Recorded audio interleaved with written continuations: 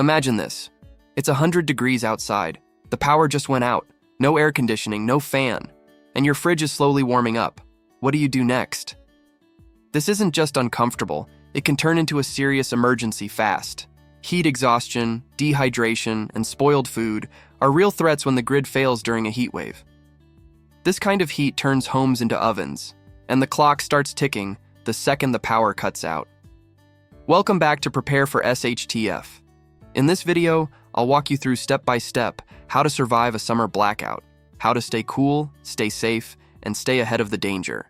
And make sure to watch till the end, because I'll share one of the most overlooked but potentially life-saving tips that most people never think about until it's too late. Trust me, you won't want to miss it. But before we dive in, do me a favor.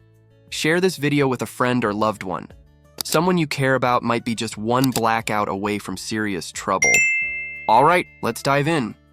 You might think this could never happen where you live, but it's happening right now. Just last week, cities like Washington, D.C., Boston, and New York City saw temperatures spike above 100 degrees Fahrenheit, with humidity pushing the feels like temps closer to 110 degrees. And it's not just here. Spain and Portugal hit 115 degrees, setting new heat records early in the season.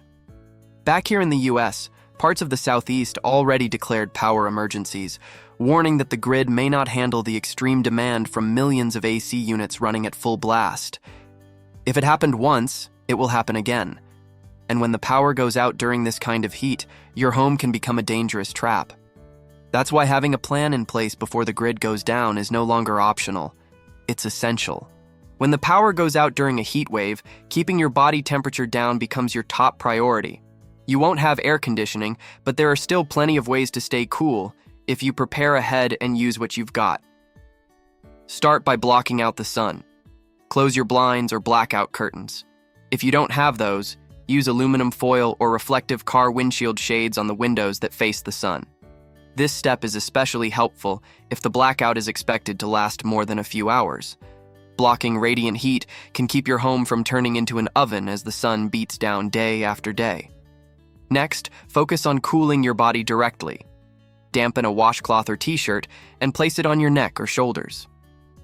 Better yet, use a cooling towel if you have one. These hold moisture and help pull heat away from your skin. Mist bottles are another simple way to stay cool, especially when paired with airflow. And speaking of airflow, if you have a battery-powered or solar fan, now is the time to use it. Even a small fan can make a big difference when used strategically, especially if you pair it with a frozen water bottle or a bowl of ice in front of it. That creates a simple DIY air chiller. Focus on keeping yourself shaded, hydrated, and cool using every method you can. The goal is to reduce heat buildup in your home and in your body hour by hour. Real quick, how would you keep cool if your air conditioner went out right now? Do you think you are ready? Drop a comment below and let me know what's already in your plan, or if this part gave you any new ideas. In extreme heat, staying hydrated isn't optional. It's survival. Dehydration can set in quickly, making it harder for your body to cool itself and increasing the risk of heat exhaustion. You'll need at least 1 gallon of drinking water per person per day. More if you're sweating. That doesn't include water for cooking or basic hygiene. Store water in clean containers like 5-gallon stackable jugs. And if you get a warning before the power goes out, fill your tubs and sinks while you still can. When it's hot, you're not just losing water, you're losing salt and minerals. To replace lost electrolytes, you can make a simple mix with water, a pinch of salt, sugar, and a splash of lemon or lime. If you're diabetic, skip the sugar. Salt and citrus alone can still help. When the power goes out in the summer, your fridge and freezer start warming up and fast. Knowing how to keep food safe could mean the difference between a hot meal and a health risk. First, keep the fridge and freezer doors closed as much as possible. A full freezer can stay cold for about 48 hours, 24 if it's only half full. If you know a blackout is coming, freeze bottles of water and fill Ziploc bags with water ahead of time. Place them in your freezer to help hold the temperature longer. These can also be used later for drinking or cleaning once they melt. If your freezer has a super freeze or power chill mode, turn it on in advance, especially if your electric company has warned about possible outages. It quickly drops the internal temperature and helps food stay frozen longer once the power goes out. A fridge thermometer is also a smart tool to have, especially one with a digital display you can read without opening the door. It lets you monitor the temperature and act before food spoils. Once your fridge goes above 40 degrees Fahrenheit for more than 2 hours, it's time to toss perishable items like meat, milk, eggs, and leftovers. Don't risk it. When in doubt, throw it out. And remember, your microwave and electric stove won't work during a blackout. That's why it's critical to have outdoor cooking options, especially a propane or charcoal grill, a basic camping stove, or even a solar oven. These are some of the easiest and safest ways to prepare food when the power is down. Just be sure to cook outside, away from open windows, and never bring them indoors.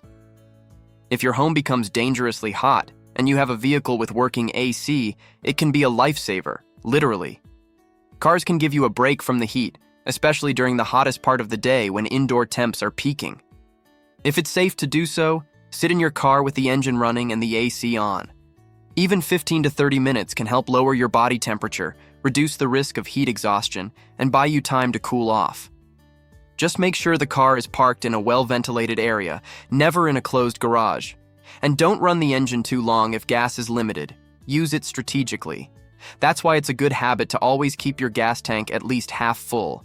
Especially if the power's out across your area, local gas stations might not be working either. Cooling off in the car could be a great way to help cool down children, pets, or elderly family members who are more vulnerable to heat.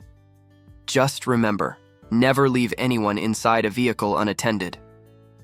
Sometimes, no matter how prepared you are at home, it's just too hot to stay there. That's why knowing where to go, before the blackout happens, can be a literal lifesaver.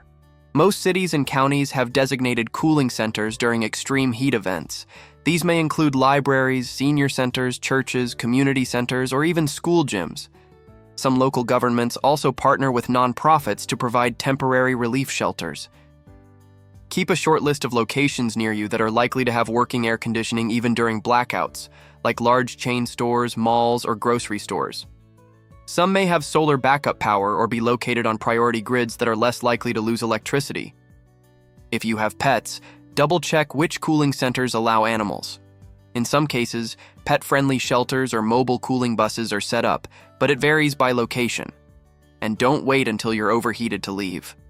If you know your house is going to be unsafe by midday, go early, before things get dangerous. Always take water with you, and bring phone chargers or power banks if you have them. If you care for an elderly family member, someone with medical conditions, or small children, identifying a safe backup location is critical. When in doubt, call your city's non-emergency line ahead of time to ask what resources are available in your area. Here's the final tip I promised you at the beginning of the video, and honestly, it is the most important one. Most people don't test their gear or contingency plans until it's too late. And when the power goes out in the middle of a heat wave, that's not the time to find out your fan doesn't work or your cooler leaks. Run a blackout drill. Shut off your main lights and electronics for a few hours during the hottest part of the day. See how your space holds up. How long does your freezer stay cold? How long does your battery-operated fan last? Can you comfortably prep a meal without power? Test your water access, backup batteries, and whether your car AC gives enough relief if things get bad. Walk through each part of your plan like it's the real deal, because someday it might be. You don't have to do everything at once, but testing even one or two things ahead of time can reveal gaps you didn't expect. And fixing them now could make all the difference later. And there you have it. You now know exactly what to do when the power goes out in the middle of summer. You're prepared, and you have the tools to keep yourself and your family safe. If this video helped you, share it with a friend or loved one. Someone you care about might be just one blackout away from serious trouble. And don't forget to give it a thumbs up and subscribe if you haven't already. Only about 30% of regular viewers are subscribed, and your support helps us reach more people who need to see this. Thanks for watching, and as always, stay ready, stay safe, and of course, stay cool. I'll see you in the next one.